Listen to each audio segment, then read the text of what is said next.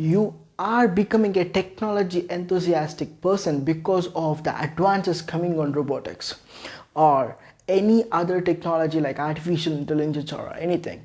But a lot of professionals who are already into different streams, or a lot of students who want to come into robotics, will definitely have this question in mind. I'm a computer science graduate, how can I fit myself in robotics?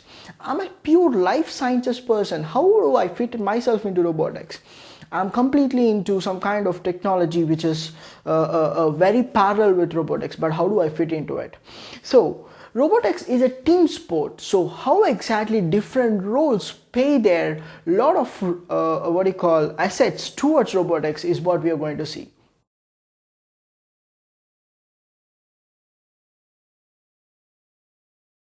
Robotics is a very big team sport to be reality. It involves many different disciplinaries like electrical, mechanical, and of course there are many different subjects that we don't even see as a scope of robotics. So here are few key players. These are the minimum list that we are presenting you that involves in a very big robotics company which have the involvement of each and every department to design a very a sustainable robotic model. So for starting with electronics engineer, here we start dealing with the hardware section, because robotics, it's a giant machine. It obviously has some kind of electronics like controllers, sensors, power management system, batteries, and everything which comes into picture.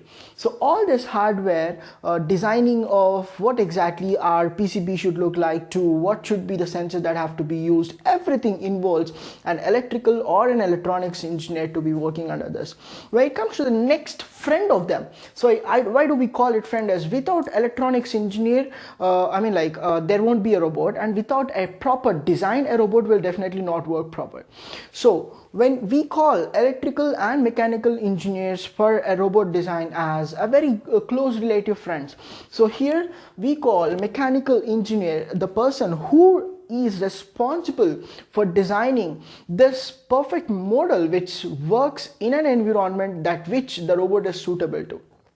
So they do a lot of design and analysis, and even it has very different projections of responsibilities, like they have to be responsible for the material, they have to be responsible for crash test, they have to be responsible for placement of the laser so that it won't get interfered with any other one whichever is working inside or outside to a robot environment.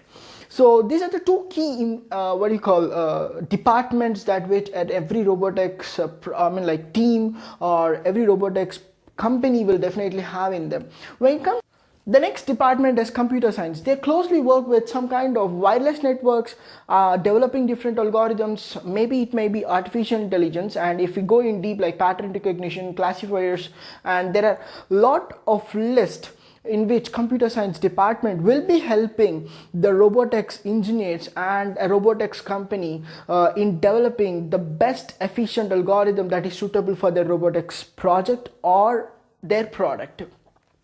So these are the three common elements that we generally see in any robotics company like computer science, electrical, and mechanical.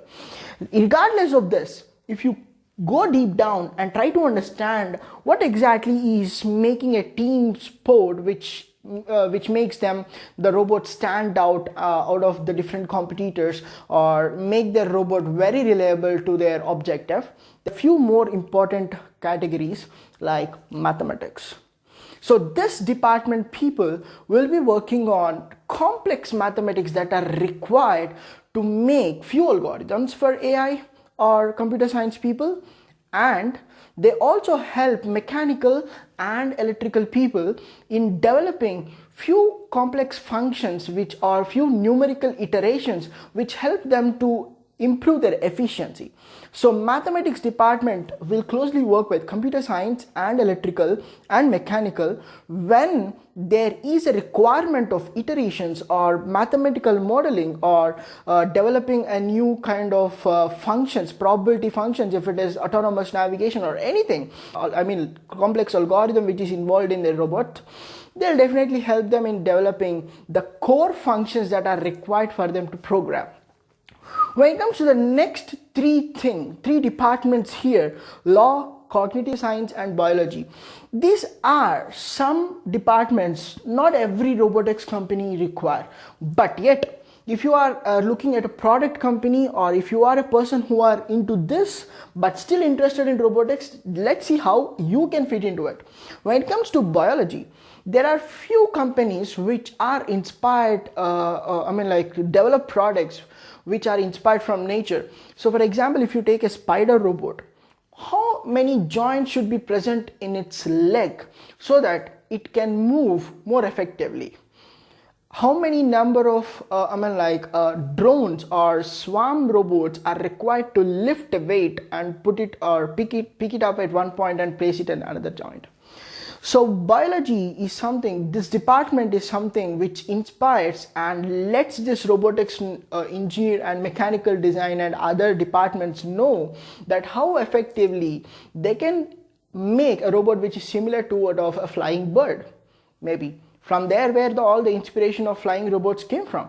Farm robots or any kind of other nature based inspired robots are where need biology background people to help them to understand the skeleton of a robot. Not only skeleton, there are multiple sections where these people can help.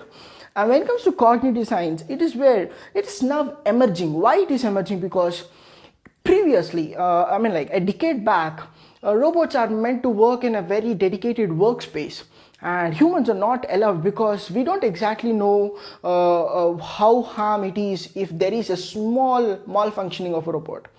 So when days passed on, now humans want a robot to stand by side to them, or want to work along with the robot, which is also called as collaborative bots. And even there are few mobile robots which still help humans in picking and placing or delivering packages or anywhere.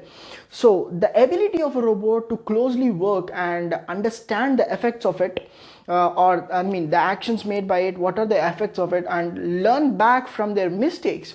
So this is the subject which involves humans and robots go in a very similar fashion.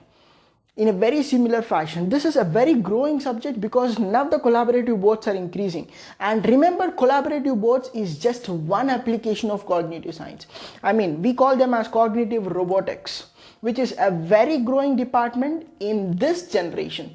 So the next department is somewhere like law, where you are the person who should definitely help the engineers to understand the securities, to understand how exactly the approvals have to be happened, how exactly it should be secured or securing the data, or what are the standards that are required to work in a food industry, what are the standards of a robot, how should be the security checks happen, or how should you pass on the regulations. Is it disturbing any law of the industry, or is it disturbing, or is it making any benefit? So everything legally, whenever you are going to make a product, should be decided by your law firms. So this particular subject is not technically involved in any other department, but this department should definitely be present whenever you are going to sell your product outside. So altogether, you might not be a science student, you might be law student, you might be any other department, and this is how you will be helpful to a robotics company.